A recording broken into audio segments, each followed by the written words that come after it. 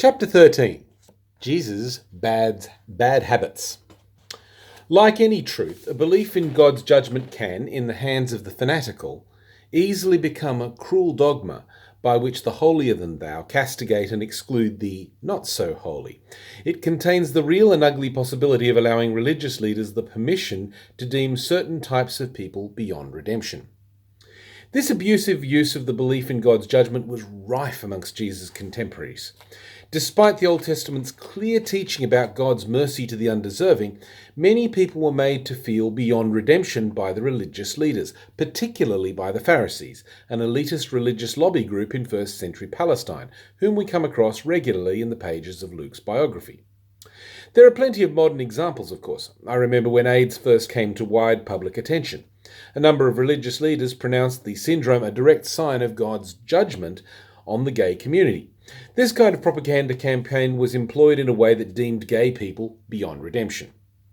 Less dramatic examples also occur. I've met quite a number of people over the years who sadly will avoid church at all costs because of the judgmental attitudes they have experienced in the past from religious types.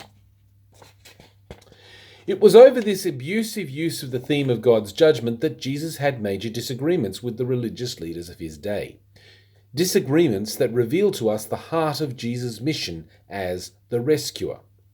Jesus' clashes with the authorities over the issue of God's judgment tended to arise in the context of his very liberal and frequent social contact with the not-so-religious of his day.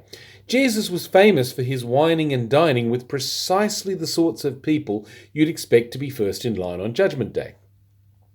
His activities even occasioned the quite serious public slander that he was a glutton and drunkard, a friend of tax collectors and sinners. That's Luke 7:34.